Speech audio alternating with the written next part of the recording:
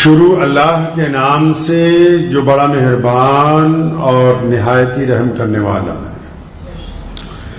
تمام حضرات درود شریف پڑھ لیں۔ اللہم صلی علی محمد وعلی آل محمد کما صلیت علی ابراہیم وعلی آل ابراہیم انکا حمید مجید۔ اللہم بارک علی محمد وعلی آل محمد کما بارکت علی ابراہیم وعلی آل ابراہیم انکا حمید مجید۔ رمضان المبارک کا آج پہلا جمعہ ہے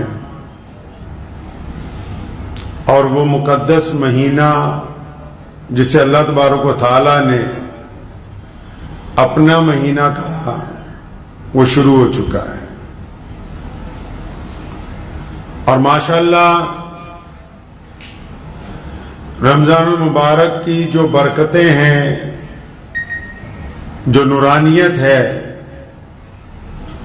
وہ پوری دنیا میں محسوس بھی کی جا رہی ہے، دیکھی بھی جا رہی ہے۔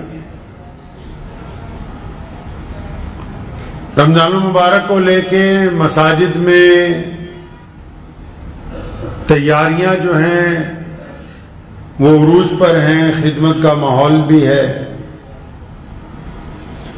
ان سب باتوں کے درمیان بہت ساری چیزیں ایسی ہیں جو ہم لوگ اب رسماً ادا کرتے ہیں۔ ان ساری رسموں کو ادا کرنے کے دوران اس بات کو یاد رکھنے کی نہایت سخت ضرورت ہے کہ وہ روایتیں کون سی ہیں جو پیارے نبی حضرت محمد رسول اللہ صلی اللہ تعالی علیہ وسلم نے ہمیں عطا فرمائی۔ دنیا میں تمام جتنے بھی کام ہیں ان کے مقصد ہوتے ہیں، ہر ایک کام بنا مقصد کے نہیں ہوتا ہے۔ رمضان المبارک کے روزے عطا ہونا، ان کے پیچھے بھی اللہ تبارک و تعالیٰ کا مقصد ہے۔ روزے کا مقصد کیا ہے؟ روزہ رکھا کیوں گیا؟ روزہ فرض کیوں کیا گیا؟ ہم لوگوں کو کیوں اللہ تبارک و تعالیٰ نے کہا کہ آپ بھوکے رہو صبح سے لے کے شام تک؟ اصل بات اس کے مقصد تک پہنچنا ہے۔ باقی چیزیں کہ کیا کھائیں کیا نہ کھائیں، کن چیزوں سے روزہ ٹوٹ جاتا ہے، کن چیزوں سے نہیں ٹوٹ جاتا، یہ دوسرے درجے کی بات ہے۔ پہلا درجہ یہ کہ رمضان چاہتا کیا ہے، رمضان کا مقصد کیا ہے، روزہ رکھنے سے اللہ تبارک و تعالیٰ کیا چاہتے ہیں ہم سے، اللہ تبارک و تعالیٰ کی منشا کیا ہے کہ اس کا بندہ کیا کرے۔ ایسی عبادت بنا دی کہ جو انسان میں انقلاب برپا کر دیتی ہے۔ عبادتیں تو بہت ساری ہیں، بندہ رات کو تہجد کی نماز پڑھتا ہے، بندہ فرض نماز پڑھتا ہے، کوئی بندہ تسبیح کرتا ہے تو کوئی بندہ قرآن پاک پڑھتا ہے۔ عبادتیں تو بہت سی ہیں، وہ الگ الگ وقت میں ایک مدت میں اپنا رنگ دکھاتی ہیں، لیکن یہ تو انقلابی عبادت ہے۔ ادھر روزہ رکھا، ادھر احساس شروع، ادھر روزہ رکھا، صبح کو سحری میں جیسے اعلان ہوا کہ وقت ختم ہو گیا، فوراً احساس شروع کہ بھائی میں تو آج سب سے الگ ہوں، میں تو الگ کر رہا ہوں۔ کیوں؟ میں پانی نہیں پی سکتا ہوں شام تک، میں کھانا نہیں کھا سکتا ہوں شام تک، جو حلال چیزیں میں وہ نہیں کر سکتا ہوں۔ اب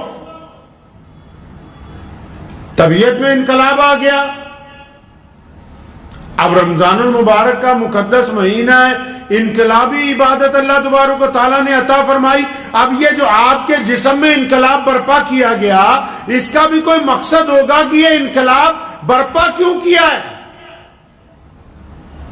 ایک ایسی عبادت جس میں اللہ مسکراتے ہیں، فرشتوں کے سامنے فخر کرتے ہیں کہ وہ دیکھو میرا بندہ وضو کر رہا ہے نا، منہ میں پانی لے رہا ہے نا، لیکن اس کے باوجود پانی کا ایک قطرہ حلق سے نیچے نہیں جانے دیتا، حالانکہ اس کو کوئی دنیا والا دیکھ نہیں رہا، لیکن کیونکہ یہ اپنے رب سے محبت کرتا ہے، اس کو اپنے رب کا خوف ہے، اس کو اپنے رب کے حکم کی اطاعت کی منشا اس کے دل میں ہے، اس لیے حلق کے اندر جہاں کوئی دیکھ بھی نہیں سکتا وہاں سے بھی پانی کو واپس بھیجتا ہے۔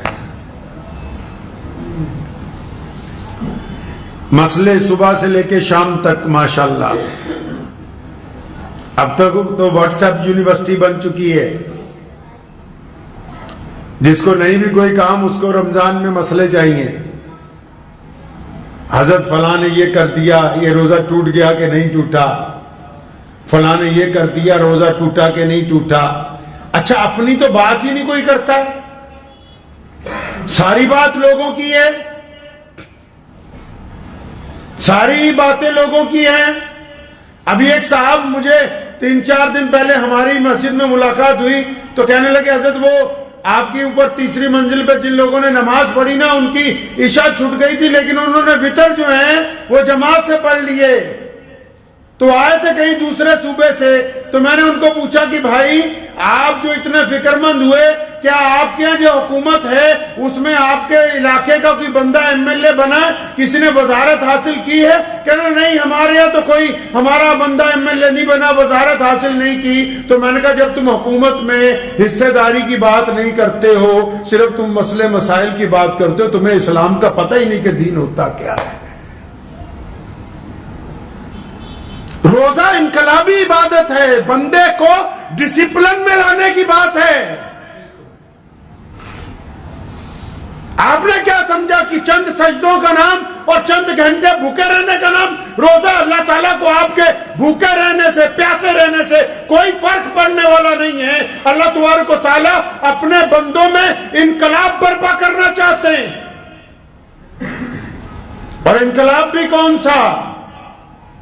انقلاب کون سا؟ جس کا تعلق آپ کی اپنی پرسنل زندگی سے ہے, آپ کے اپنی زندگی سے ہے, آپ کے اپنے مزاج سے ہے, آپ کے اپنے جسم سے ہے, آپ کی اپنی سوچ سے ہے, آپ کے اپنے کاروبار سے ہے, آپ کے کردار سے ہے. جب تک اس میں انقلاب برپا نہیں ہوگا تو عبادت اپنے مقصد تک نہیں پہنچ سکتی. یہ باتیں تو آپ کو پتہ ہے کہ نماز میں نیت یہاں باندھے کہ یہاں باندھے, لیکن آپ کو یہ نہیں پتا کہ ایک امام کی اقتدا جو ہے اس کے اندر اللہ تبارک و تعالیٰ کیا چاہتے ہیں. یہ جو مسجد میں رمضان میں روزے رکھنے کے بعد حکم ہوا کہ نماز امام کے پیچھے پڑھو, نماز تراویح پڑھو, یہ اس بات کی علامت ہے کہ وہ جو امامت ہے یہ سماج میں بھی ہونی چاہیے, گھر میں بھی ہونی چاہیے, معاشرے میں بھی ہونی چاہیے. یہ کیوں کر ممکن ہے کہ کچھ لوگ امام کے پیچھے تو سجدہ وقت کے اوپر کرتے ہوں, وہ سیاسی معاملات میں, ذاتی معاملات میں, معاشرتی معاملات میں, گھریلو معاملات میں ان کی رائے ایک جگہ قائم نہ ہوتی ہو, وہ ایک دوسرے کے مخالف ہوں, تو ان کو ایک جماعت میں کھڑے ہونے کا کیا فائدہ ہوا؟ روزے کے مقصد کو فوت کر دیا, مقصد کو فوت کر دیا, ضروریات کو مقدم کر دیا. جو ضروریات ہیں ان کو مقدم, اور جو مقصد ہے وہ پتہ ہی نہیں کہ روزہ اللہ تعالیٰ نے رکھوایا کیوں ہے. آپ کو پتہ ہے کہ ہم سے جو پہلی امتیں تھیں, موسیٰ علیہ السلام کی امت, عیسیٰ علیہ السلام کی امت, ابراہیم علیہ السلام کی امت, ہم سے جو پہلی امتیں تھیں ان کے اندر رہبانیت تھی, ان کے اندر عبادت کا جذبہ تھا, عبادت کا طریقہ تھا. لیکن جو عبادت رسول اللہ نے رائج کی, جو طریقہ محمد الرسول اللہ نے بنایا, کائنات اس کا مقابلہ نہیں کر سکتی. لوگوں نے کہا عبادت یہ ہے کہ گھر والوں کو چھوڑ دو, عبادت یہ ہے کہ شہر سے باہر نکل جاؤ, عبادت یہ ہے کمانا چھوڑ دو, عبادت یہ ہے اور اپنی بیوی سے ملنا چھوڑ دو, عبادت یہ ہے بچوں سے بے پرواہ ہو جاؤ, جنگل میں جا کے بس صبح شام اللہ اللہ کرو. یہ محمد الرسول اللہ ہے جنہوں نے کہا کہ رہبانیت حرام کرتی. فرمایا ایک مسلمان مرد اپنی بیوی کے ساتھ بھی ملے گا, کاروبار بھی کرے گا, معاشرے میں بھی جیے گا, لیکن ایک آئیڈیل بہترین انسان بن کے جیے گا. سماجی ویوستھا کو خوبصورت بناتے ہوئے جس عبادت کا نام رکھا اس کو اسلام کہتے ہیں. یہ رسول اللہ کی امت ہے.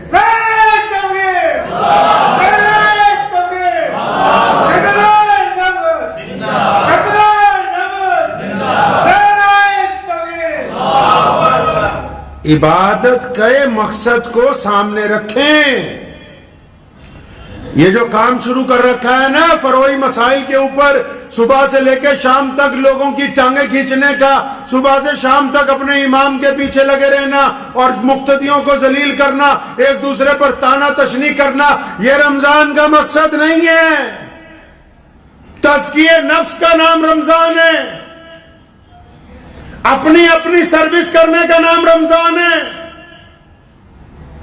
روزے کا مطلب کیا ہے؟ محمد رسول اللہ کیا چاہتے ہیں؟ اور رسول اللہ صلی اللہ علیہ وسلم نے ایک جگہ فرمایا 4 لوگوں کا تو روزہ اٹک گیا بیچ میں، یا رسول اللہ کن کا اٹک گیا؟ فرمایا جو روزہ رکھ کے رمضان کے دنوں میں بھی شراب پیتا ہو، اس کا روزہ تو اٹک گیا جب تک یہ توبہ نہیں کر لیتا۔ پھر کیا فرمایا نبی علیہ الصلوۃ والسلام نے؟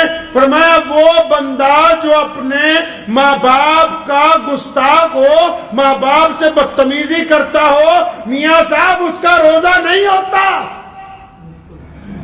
چاہے وہ سارے محلے کو افطاری کرواتا پھرے، چاہے وہ مسجد میں بڑے بڑے قالین بچھوا دے، چاہے وہ ہزاروں مدرسوں کو پیسہ دے دے، اس کا روزہ نہیں ہوا، روزہ رک گیا۔ پھر وہ اور کون؟ فرمایا جو اپنی رشتہ داریاں توڑتا پھرتا ہے، رشتہ داروں کے خلاف سازشیں کرتا ہے، رشتہ داروں کے خلاف گندی باتیں کرتا ہے، جو رشتہ داروں کو توڑنے کی بات کرتا ہے، رحم کے رشتے جو اللہ نے انسانوں کے لیے بہترین بنا دیے گئے ہوں، جو سارا دن ان میں نفرت گھولنے کی بات کرتا ہے، اس کا روزہ بھی اٹک گیا، روزہ آگے جانے والا ہے نہیں ہے۔ فرمایا چوتھا بندہ وہ جو روزہ رکھ کے بھی لوگوں کے لیے دشمنیاں سوچتا رہتا ہے، روزہ رکھ کے بھی دل کے اندر حسد رکھتا ہے، روزہ رکھ کے بھی اس کو چغلیاں کرنے کی عادت ہے۔ آپ نے تو سوچا بس صبح کو سحری کر لی ہے ماشاءاللہ، اب شام کو افطاری کرنی ہے، جو مرضی کرتے جاؤ، جو مرضی کرتے رہو کا نام روزہ نہیں ہے۔ روزے اس لیے فرض نہیں کیے گئے، روزے اس لیے فرض کیے گئے کہ اللہ چاہتے ہیں کہ محمد رسول اللہ کو بہترین امت بنا دیا جائے۔ آپ کو پتا ہے جو ہم سے پہلی امتیں تھیں، رمضان ان میں بھی آتا تھا، روزہ ان کو بھی ملتا تھا، لیکن رمضان کا مہینہ رسول اللہ کی امت کو عطا ہوا، ان میں اور ہمارے روزے میں کیا فرق ہے پتا ہے؟ آپ کو اندازہ ہے کہ محمد رسول اللہ صلی اللہ علیہ وسلم نے کتنی کرم فرمایا اپنی امت کے اوپر؟ روزہ 24 گھنٹے کا ہوتا تھا میاں صاحب، پڑھیں کبھی اٹھا کے قرآن و حدیث کو، روزہ پہلی امتوں میں 24 گھنٹے کا تھا، ہماری محمد رسول اللہ کی امت میں بھی 24 گھنٹے کا روزہ تھا۔ 24 گھنٹے کیسے؟ شام کو افطار کے وقت جب سورج ڈوبتا تھا، اللہ کی طرف سے اجازت تھی جو مرضی کھاؤ، جو مرضی پیو، اب کھا پی لیا، اس کے بعد اگر آنکھ لگ گئی، جیسے آپ افطاری کر کے 10 منٹ لیٹ جاتے ہو، کوئی عشاء سے پہلے 15 منٹ آرام کر لیتا ہے، کوئی عشاء کے بعد تھوڑی دیر آرام کر لیتا ہے، پہلی امتوں میں یہ حکم تھا افطار کے بعد جب آپ کی آنکھ لگ گئی تو جب آنکھ کھلی دوسرا روزہ شروع، کوئی سحری نہیں، کوئی صبح کا ٹائم ٹیبل نہیں، 24 گھنٹے کا روزہ، اور یہی روزہ محمد رسول اللہ کو بھی عطا ہوا۔ حضرت قیس بن سریمہ رضی اللہ تعالیٰ عنہ مزدوری کر کے گھر پہنچے، شام کا وقت تھا، کھانے پینے کا سامان نہیں تھا، بیوی نے کہا قیس رکو میں کچھ لاتی ہوں، بازار سے گئیں، آٹا خرید لائی، گوندا، جب روٹی پکانے لگی تو قیس بن سریمہ رضی اللہ تعالیٰ عنہ کی آنکھ لگ گئی۔ آپ نے کیا سمجھا کہ روزہ بڑا آسان تھا؟ یہ تو محمد رسول اللہ صلی اللہ علیہ وسلم کے نالین مبارک کا صدقہ ہے کہ آپ کو سحری عطا ہوئی ہے۔ قیس بن سریمہ کی جب آنکھ کھلی تو ان کی بیوی نے کہا ہائے قیس بربادی ہو، تیرا تو روزہ دوسرا شروع ہو گیا۔ اب سارا دن کا روزہ تھا، افطار کر نہیں سکے، پانی پیا تھا کہ بھی کچھ کھاؤں گا. پھر دوسرا روزہ شروع ہو گیا. ظہر میں جب مسجد نبوی میں گئے, چکر کھا کے گر گئے. محمد رسول اللہ کو بتایا گیا یا رسول اللہ اس نے تو افطار بھی نہیں کیا, صرف پانی سے روزہ کھولا تھا. کھانا بناتے بناتے اس کی آنکھ لگ گئی. دوسرا روزہ شروع ہوا. پیارے نبی علیہ السلام اتنے غمگین ہوئے, آپ صلی اللہ علیہ وسلم کو امت کا درد تھا. جب اللہ نے دیکھا کہ میرا نبی غمگین ہے تو قرآن پاک میں سحری کے لیے آیت نازل ہوئی کہ اب آپ کی امت کو اجازت ہے کہ وہ سورج ڈوبنے سے لے کے صبح صادق تک جو چاہے وہ کھائے پیے. یہ جو آپ کو روزے میں سحری عطا ہوئی یہ محمد رسول اللہ کے صدقے عطا ہوئی ہے. اور رسول اللہ کیا چاہتے ہیں جی؟ رسول اللہ آپ سے کیسا روزہ چاہتے ہیں؟ پیارے پیغمبر علیہ الصلوۃ والسلام کی منشا کیا ہے؟ اللہ تعالیٰ کیا چاہتے ہیں؟ اللہ تعالیٰ جب خوش ہوتے ہیں نا روزے دار پہ, صرف اس لیے نہیں خوش ہوتے کہ دیکھو کچھ کھا نہیں رہا, کچھ پی نہیں رہا. یہ کوئی بہت بڑے کمال کی بات نہیں ہے کہ ہم صبح سے لے کے شام تک سخت گرمی میں سخت سردی میں جب روزے آتے ہیں کچھ کھاتے پیتے نہیں. کمال کی بات یہ ہے جو رسول اللہ صلی اللہ علیہ وسلم نے فرمائی. حدیث پاک کا مفہوم ہے کیا؟ فرمایا روزہ مومن کے لیے ڈھال ہے. جب تک وہ اس کو پھاڑ نہیں دیتا. میدان جنگ میں تلوار کے ساتھ ڈھال ہوتی ہے نا, دشمن جب اس پر ضرب لگاتا ہے اگر وہ پھٹ جاتی ہے تو پھر سیدھا جسم زخمی ہوتا ہے. تو فرمایا روزہ تو مومن کے لیے ڈھال ہے. یا رسول اللہ کیسی ڈھال ہے؟ فرمایا جب تک وہ گناہوں کے ذریعے اس کو پھاڑ نہیں دیتا. آج ہی سوچا کہ پتہ نہیں بس رسید کے ڈال ہی تو ہو گیا کام. روزہ رکھ کے نبی علیہ الصلوۃ والسلام کی روایتوں میں ملتا ہے, ایک صحابی تھے نا, آخری وقت تھا, بیوی نے آ کے کہا یا رسول اللہ نزا کا عالم ہے, کلمہ جاری نہیں ہو رہا زبان پہ. پہنچے, کیا بات ہے, کیوں کلمہ جاری نہیں ہوتا؟ پتہ لگا ماں ناراض ہے. اماں کو بلایا کہ کیوں ناراض ہے اپنے بچے سے؟ یہ بات نہیں تھی کھانا نہیں دیتا, کپڑے نہیں دیتا, احترام نہیں کرتا. نہیں بس یا رسول اللہ یہ جب میرے سے بات کرتا تھا نا تو ذرا اکڑ کے بات کرتا تھا, مجھے اس کا وہ لہجہ پسند نہیں تھا. تو نبی علیہ السلام نے فرمایا اچھا تو پھر کیا چاہتی ہے تو میں اس کو آگ لگا دوں؟ فرمایا نہیں یا رسول اللہ اتنی بھی ناراضگی نہیں کہ میں چاہوں کہ میرے اس بچے کو آگ لگا دی جائے. فرمایا اگر تو نے اس کو معاف نہ کیا تو اللہ تبارک و تعالیٰ اس کو آگ کی سزا دیں گے اگر تو نے اس کو معاف نہیں کیا. اب جب اس نے معاف کیا تو ادھر زبان پہ کلمہ جاری ہو گیا. اب روزہ داروں کی سن لو, کئیوں نے تو ماں باپ سے تعلق ہی توڑا ہوا ہے.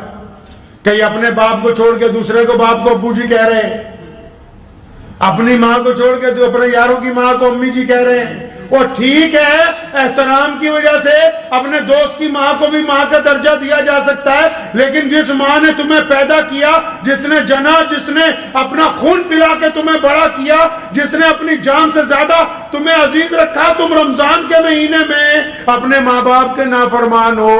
میں کہا جتنے مرضی روزے رکھتے رہو, پیسے خرچ کرتے رہو, روزہ ہونے والا نہیں ہے. روزہ نہیں ہے. چودھری سن لو, سرمایہ دار بھی, کہ بڑے بڑے مولوی اس لیے نہیں بتاتے کہ تم چندہ نہیں دو گے. سن لو کان کھول کے, جن کے پاس کروڑوں روپے ہے تم اپنے ماں باپ کے پاس چاہتے نہیں سلام کرنے. جب تک پیر پڑ کے معافی نہیں مانگتے اپنے ماں باپ کی, جتنی مرضی مسجدیں بناؤ, جتنے مرضی مدرسے والوں کو پیسے دو, کسی شیخ الحدیث کو بلا کے اپنے گھر میں دعائیں کرتے رہو, جب تک تمہاری ماں تمہیں معاف نہیں کر دیتی, جب تک تمہارا باپ تم سے راضی نہیں ہو سکتا, تب تک روزہ نہیں ہے. جتنے مرضی تماشبینیاں کرتے رہو روزہ نہیں ہوگا. اللہ چاہتے ہیں کہ بندہ جب روزہ رکھے تو روزہ ہمیں کیوں رکھوایا؟ اب روزے کا مقصد سمجھ لیجئے. روزہ اس لیے رکھوایا, اس کو انقلابی عبادت اس لیے کہا گیا کہ جب ہم روزہ رکھتے ہیں نا جی تو ہمیں ایسا لگنے لگتا ہے کہ ہم باقی لوگوں سے الگ ہیں. الگ کیوں ہیں؟ تاکہ ہمیں لگتا ہے کہ ہم شام تک کچھ کھا پی نہیں سکتے, ہم شام تک کوئی کھانا نہیں کھا سکتے, ہم پانی نہیں پی سکتے, ہم کوئی پھل نہیں کھا سکتے. اچھا جب اس احساس کے ساتھ ہم گھر سے نکلتے ہیں بازار میں تو لاکھوں دنیا ہے، الگ الگ مذاہب کے لوگ ہیں، ہمیں اپنے اندر پتا ہوتا ہے کہ نہیں یار میرا تو روزہ ہے، میں پانی نہیں پیوں گا، میرا روزہ میں کھانا نہیں کھاؤں گا. یہ احساس دلوانے کے لیے ہمیں بھوکا رکھا کہ آپ کو یاد رہے کہ آپ کا روزہ ہے.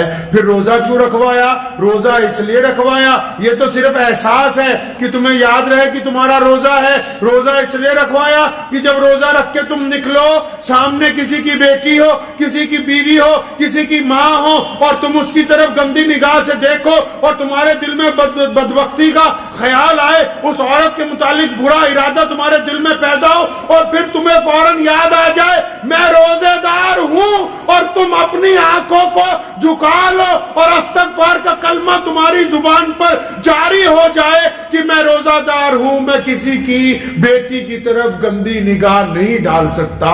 یہ اس لیے روزہ رکھوایا ہے آپ کو. یہ روزہ اس لیے رکھوایا کہ جب آپ نکلیں اور چار لوگ بیٹھے کسی کی چگلیاں کر رہے ہو، کسی کی برائیاں کر رہے ہو، آپ جب اس مجلس میں پہنچیں تو فوراً یہ کہہ کے روک دیں کہ میرا روزہ ہے، میرے سامنے کسی کی برائی نہ کرو، اور وہ نہ رکیں تو آپ اس مجلس سے اٹھ جائیں تاکہ آپ کو یاد ہو کہ میرے کانوں نے بھی روزہ رکھا ہوا ہے. اگر میں روزہ رکھ کے گانے سنوں گا، اگر میں روزہ رکھ کے لوگوں کی گندی باتیں سنوں گا، اگر روزہ رکھ کے گندی چیزیں اپنے کانوں میں ڈالوں گا تو میرا روزہ ٹوٹ جائے گا. یہ روزہ اس لیے رکھوایا کہ اللہ تعالیٰ نے یہ جو زبان آپ کو دی ہے جو کینچی کی طرح چلتی ہے. کسی نے کہا تھا نا، کہتے یار زبان میں ہڈی نہیں ہوتی. جو بندے کی زبان ہے نا جی، اس میں ہڈی نہیں ہوتی، لیکن یہ ہڈیاں توڑوا دیتی ہے.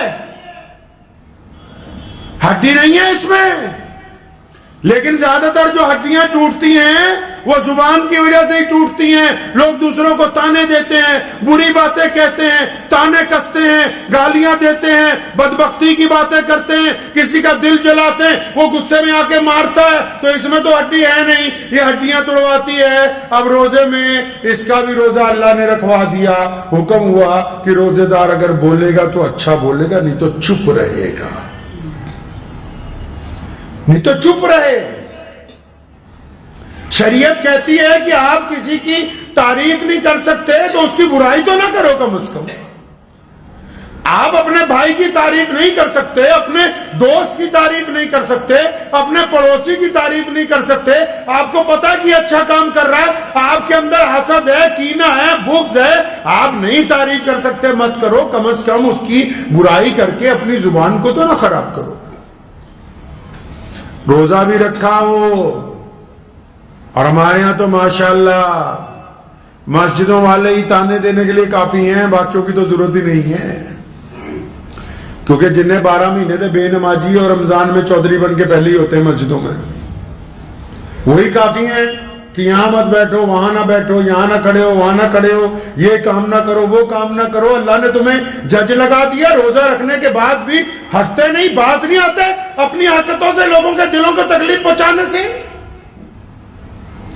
مان لیا نماز میں موبائل نہیں بجنا چاہیے، بند رکھنا چاہیے. اگر کسی کا غلطی سے بچ گیا، اب پوری جماعت تیار ہے کہ سلام پھرتے ہی پہلے اس کی بے عزتی کرے. یہ تمہارا روزہ؟ یہ اتنا سا دل ہے چڑیا جیسا جس میں اتنی جگہ بھی نہیں جو اپنے بھائی کی تھوڑی سی غلطی کو ہضم کر لے اور اللہ سے اپنے سارے گناہ معافی منگوانے کے لیے آیا ہوا ہے. اپنے زنا معاف کروانے آیا، اپنی ٹھگیاں معاف کروانے آیا، اپنی چوریاں معاف کروانے آیا، اپنی بد نظریاں معاف کروانے آیا. اور جہاں تیرا حکم چلتا ہے وہاں تو رتی بھر بھی تو رعایت کرنے کے لیے تیار نہیں. تو جیسی تو لوگوں سے رعایت کرتا ہے ایسی رعایت کی امید اللہ سے رکھ. بس روزہ دار کے لیے جو روزہ ہے، روزے دار کی زبان کا بھی روزہ ہے. اگر آپ روزہ رکھ کے گالی دیں گے تو روزہ خراب. کس نے کہا کہ صرف بھوکا رہنا ہے، اس زبان کو قابو میں رکھنا ہے؟ روزہ نام ہی اس کا ہے کہ بہترین سوار بنانا ہے جو گھوڑے کے اوپر بیٹھا ہو. جو زندگی ہے ہماری وہ ایک گھوڑے کی طرح ہے، ہم اس کے اوپر سوار ہیں، وہ اپنی من مرضی سے چلنا چاہتی ہے. روزے کا مطلب یہ ہے کہ اس کو اللہ کی مرضی کے ساتھ چلانا ہے. روزہ چاہتا ہے کہ اپنے پیروں کے ساتھ آپ غلط جگہ کا سفر نہ کریں. روزہ چاہتا ہے کہ آپ کاروبار کر رہے ہیں, روزہ رکھ کے کسی کے ساتھ ٹھگی نہ ماریں. روزہ چاہتا ہے کہ آپ اپنے گھر والوں کے ساتھ معاملہ درست رکھیں, اور ماں باپ بھی سنیں. ماں باپ نے جو وتیرہ اپنایا جدید دور کے, جو آج کل کے ماں باپ ہیں, نبی علیہ السلام کا حکم ہے کہ اولاد کا اکرام کرو, ان کو سہولتیں پہنچاؤ, ان کو محبت سے ان کی تربیت کرو.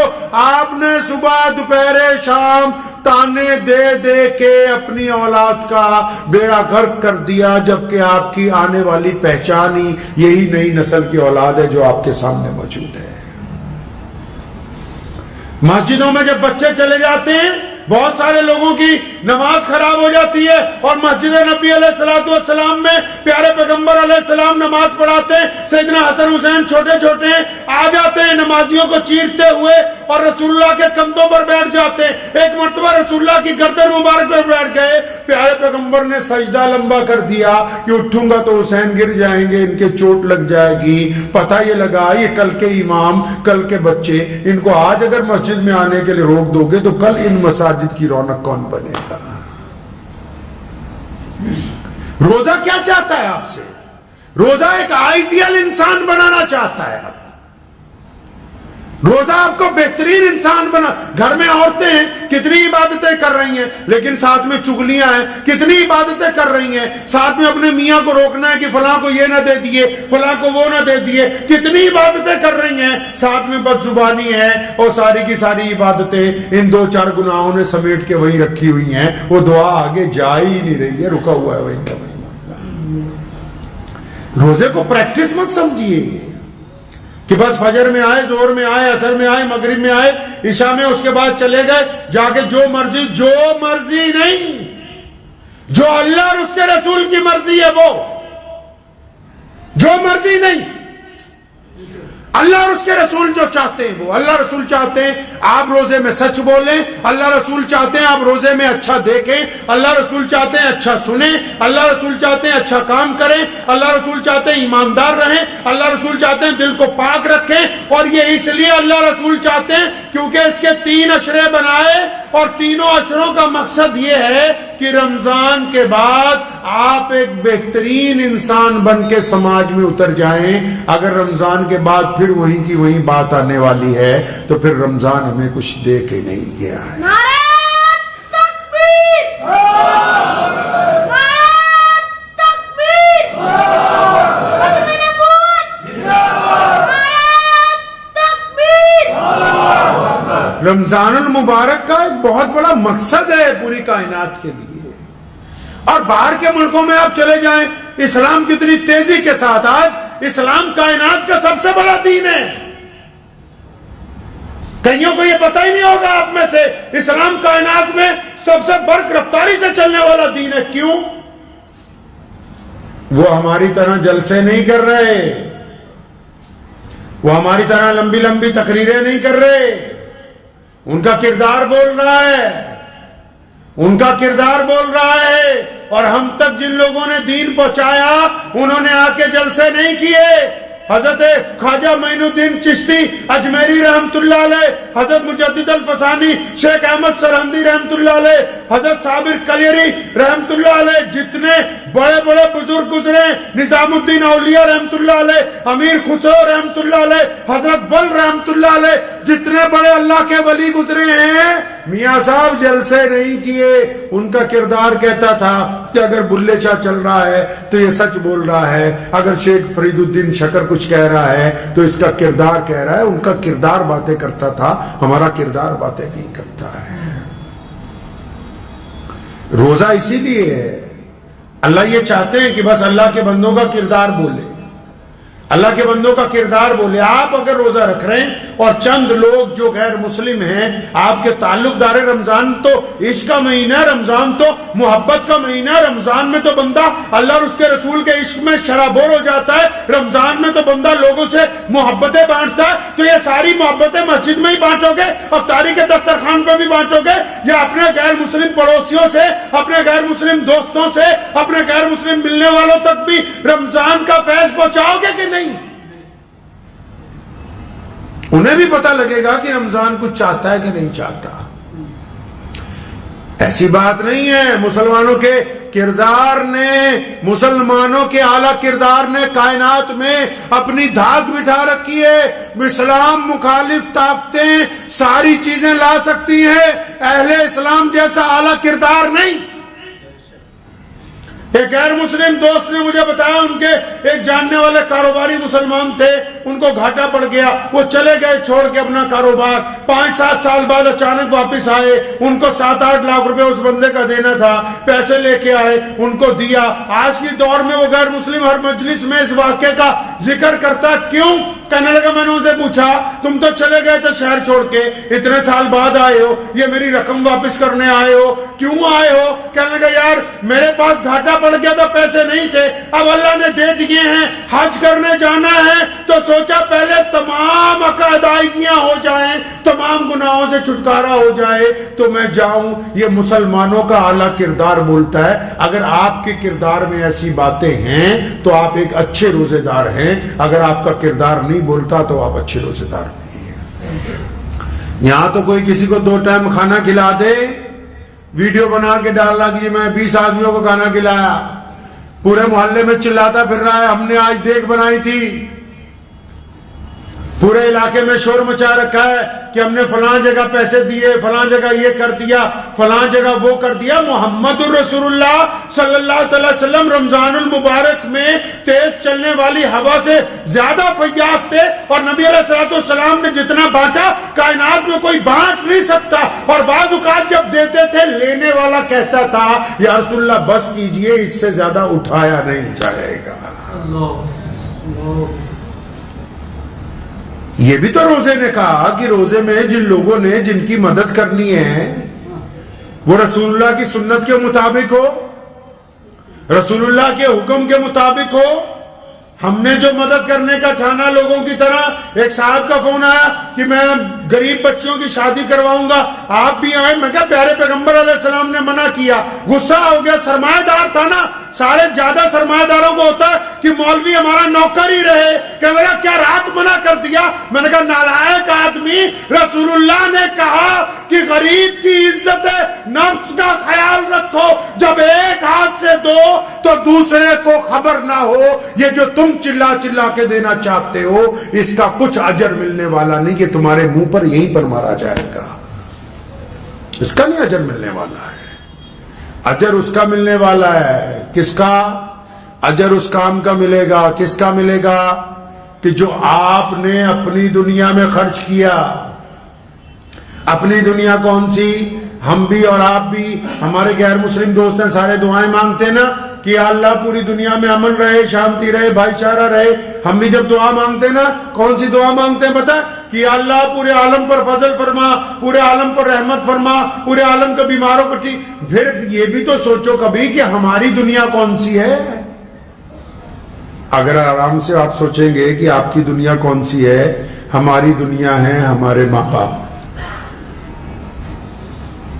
ہماری دنیا ہماری بیوی بچے، ہماری دنیا ہمارے دوست، ہماری دنیا ہمارے پڑوسی، ہماری دنیا ہمارے اسکول میں پڑھے ہوئے یار، ہماری دنیا ہمارے کاروبار کے ساتھی، ہماری دنیا ہماری مسجد کے نمازی، ہماری دنیا جن سے ہماری سلام دعا ہے، ہماری دنیا ہمارے ساتھ سفر کرنے والے لوگ. اچھا ساری دنیا لی دعا تے اپنی دنیا سے رفڑ پایا ہوا. دعائیں ساری دنیا کے لیے، اور اپنی دنیا میں ماں باپ سے بھی ناراضگی، بیوی سے بھی ناراضگی، یاروں سے بھی پنگا، بھائیوں سے بھی پنگا، دوستوں سے بھی پنگا، رشتہ داروں سے بھی پنگا، پڑوسیوں بھی پنگا. ارے اپنی دنیا کا بیڑا گرک کر رکھا ہے، باتیں تو ساری دنیا کی کر رہا ہے. اللہ نے جس دنیا کا آپ کو کفیل بنایا ہے اس دنیا کو تو خوبصورت بناؤ. جس دنیا کو آپ کو کفیل بنایا کہ بھئی یہ دنیا تیرے ذمے ہے، یہ ماں باپ تیرے ذمے ہے، یہ بیوی تیرے ذمے ہے، یہ بچے تیرے ذمے ہے، یہ پڑوسی تیرے ذمے ہے، اس دنیا کو خوبصورت بنانے کی باتیں ہی نہیں کرتے. خدا کی قسم جب تک اس دنیا کو خوبصورت بنانے کی بات نہیں کرو گے، پوری دنیا کو آپ خوبصورت نہیں بنا سکتے. ایک عزیز نے کہا نہیں جی ہم تو آخرت کی تیاری کر رہے ہیں. اب بھلے آدمی جنت میں جو پلاٹ چاہیے رجسٹری تو یہی والی چلے گی.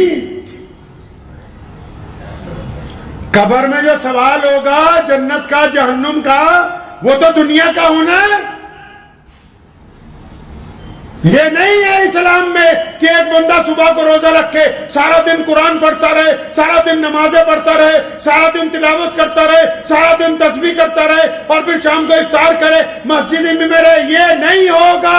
ایسے ہوگا کہ صبح کو روزہ رکھے اور پھر اس کے بعد نماز پڑھے, قرآن پاک کی تلاوت کرے, پھر ماں کا حق ادا کرے, بیوی کے ساتھ معاملہ درست رکھے, کاروبار میں جائز طریقے کے ساتھ چلتا ہو, غریبوں کی مدد کرنے والا ہو, دوسروں کے ساتھ صلہ رحمی کرنے والا ہو, شام کو پھر افطار کرنے والا ہو. جو دنیا کے معاملات کو اچھا کر کے دین تک نہیں پہنچتا تو پھر اس کا دین مکمل ہونے والا نہیں ہے. تو روزے کا مقصد سمجھ لیجئے, بڑی آسانی کی چیز ہے یہ کہ روزہ صرف بھوکے رہنے کا نام نہیں ہے. روزہ ایک اچھا انسان بننا ہے. روزہ اپنے آپ کو اللہ اور اس کے رسول کے حکم میں ڈھالنا ہے. اللہ چاہتے ہیں کہ آپ اچھے بن جائیں, تو اگر آپ اچھے بننے ہیں, آپ کے دل میں کسی کے لیے برائی ہے تو نکال دیجئے, کسی سے ناراضگی ہے تو اس کو معاف کر دیجئے. کچھ ایسے لوگ ہیں جو باز ہی نہیں آتے, آپ بار بار جھکتے ہیں, وہ بار بار آپ کے خلاف بدتمیزی کرتے ہیں, تو ان کو معاف کر دیجئے, ان کے لیے روزانہ دعا کیجئے, لیکن خود ان کے خلاف سازشیں نہ کیجئے, خود نہ ان کے خلاف کچھ کیجئے. رسول اللہ صلی اللہ علیہ وسلم چاہتے ہیں کہ آپ ایک آئیڈیل انسان بن جائیں, تو طے کر لیجئے اس بات کو کہ ہم نے ایک آئیڈیل انسان بننا ہے.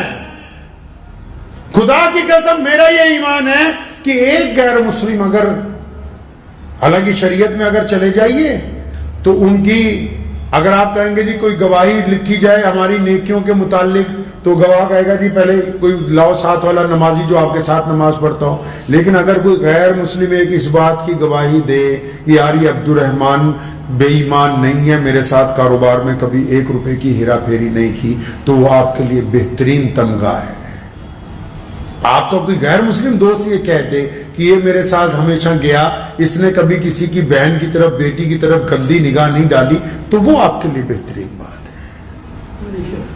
آپ اپنے آئیڈیل کی بات کیجئے. امت کو سدھارنے کا کام امت کے دائیوں کا ہے.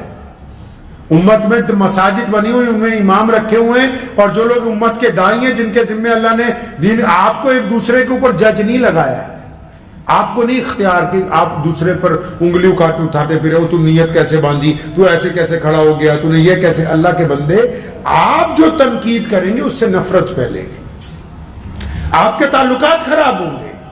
آپ پہلے اپنے آپ کو اچھا کیوں نہیں بنا لیتے؟ اس لیے کوشش یہ کیجئے کہ اس رمضان المبارک میں کہ ہم روزے کے مقصد کے اوپر آ جائیں. انشاءاللہ آ جائیں گے جی, انشاءاللہ روزے کے مقصد کے اوپر آ جائیے. رمضان المبارک کے اگر آپ مقصد کو پا لیں گے تو اللہ تبارک و تعالیٰ آپ سے راضی ہو جائیں گے. پھر اس رمضان کی برکتیں 1-2 دن نہیں ملنی آپ کو, 1-2 دن نہیں ملنی. اگلے رمضان تک جس طرح کوئی فجر جماعت سے پڑھ لے, رات کو عشاء جماعت سے پڑھ لے, فجر جماعت سے پڑھ لے, ساری رات سونے کا جو ثواب ہے نا عبادت کا ملے گا. اگر کسی نے ایک رمضان اللہ اور اس کے رسول کے حکم کے مطابق گزار لیا, آئندہ رمضان تک ساری برکتیں ساتھ چلنی ہیں. کوئی آپ کی عزت سے کھلواڑ نہیں کر سکے گا, کوئی آپ کو نقصان نہیں پہنچا سکے گا, آپ گر نہیں سکتے کہیں. تو اس رمضان میں ارادہ کر لیجئے کہ ہم نے اپنے رمضان کو اچھا بنانا ہے. بنائیں گے نہیں انشاءاللہ. اور رمضان میں لوگ آ رہے ہیں, بہت سارے لوگ آ رہے ہیں مانگنے کے لیے.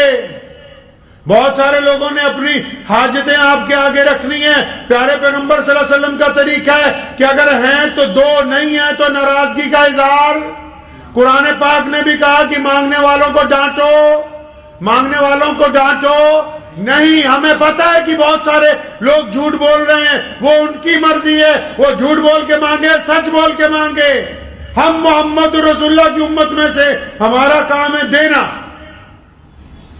تو ہم نے دینا ہے. ایک بندے کو بہت زیادہ دوائی بنانی تھی, سردیوں کے دن تھے, برف پڑتی ہے افغانستان میں, تو وہ بادشاہ کے اپنے حکیم کے پاس گیا. اس نے بولا شہد لاؤ, آدھا پاؤ تو دوائی بنے گی, نہیں تو نہیں. تو کہتا شہد تو مل نہیں رہا. تو بادشاہ کا جو پی اے تھا ایاز اس کے پاس گیا, اس نے کہا اس سے مانگ لے, بادشاہ کے خزانے میں بہت ہوتا ہے. تو بادشاہ کے پی اے کے پاس گیا, ایاز کے پاس, کہنے لگا یار مجھے ایک ڈبی شہد چاہیے. تو ایاز کہنے لگا یار میں ایسے تو نہیں دے سکتا, میں بادشاہ سے پوچھ کے دوں گا, تم رکو. وہ بادشاہ کے کمرے میں گیا, بادشاہ کا جو پی اے تھا ایاز محمود کے پاس گیا کہ سلطان ایک بندہ آیا, اس کو ایک ڈبی شہد چاہیے. تو بادشاہ نے اس کی طرف دیکھا, فرمایا ٹھیک ہے, خزانے میں سے اس کو 2 کنستر شہد کے جاری کر دو. کتنی مانگی اس نے شہد؟ 1 ڈبی. بادشاہ نے کتنے کہا؟ 2 ڈھول, مطلب 2 کوئنٹل شہد. لکڑی کا ڈھول ہوتا تھا اس وقت بہت بڑا, وہی 2 پورے جو پیک ہیں وہ اس کو دے دو جو مانگنے کے لیے شہد آیا. تو اس پی اے نے, اسسٹنٹ نے بادشاہ سے پوچھا جناب وہ مانگنے والا جو آیا ہے اس کو 1 ڈبی شہد چاہیے. تو سلطان نے کہا ارے میرے نادان متر, وہ جو مانگنے والا آیا ہے نا وہ اپنی حیثیت سے مانگ رہا ہے, دینے والے نے اپنی حیثیت کے مطابق دینا ہے, وہ اپنی حیثیت سے مانگ رہا ہے. تو اس بات کو ذہن نشین رکھیں کہ ہم محمد رسول اللہ کی امت ہیں. ہم نے پازیٹیو, ہمارے کہاں گئے؟ اس ملک میں ہمارے درمیان سیاسی نفاق, ہمارے درمیان اخلاقی نفاق, ہماری صفوں کے اندر نفاق, ہمارے آپس میں اختلافات آئے. کیوں؟ کیونکہ ہم نے نیگیٹو سوچنا شروع کیا, ہم نے ہر معاملے میں الٹا سوچنا شروع کیا. محمد رسول اللہ چاہتے ہیں کہ پازیٹیو سوچیں, محمد رسول اللہ چاہتے ہیں مثبت سوچیں, جو سامنے والے آتا ہے اس کے بارے میں اچھی رائے رکھا کریں, بری رائے کو قائم نہ کیا کریں. دعا کیجئے اللہ تعالیٰ ان باتوں پر مجھے بھی اور آپ سب کو بھی عمل کی توفیق عطا فرمائے. وآخر دعوانا ان الحمدللہ رب العالمین. مجھے امید ہے کہ آپ کو یہ ویڈیو پسند آئی ہوگی. اگر پسند آئی ہو تو یہ آپ اپنے دوستوں کے ساتھ شیئر کریں اور اس چینل کو سبسکرائب ضرور کریں.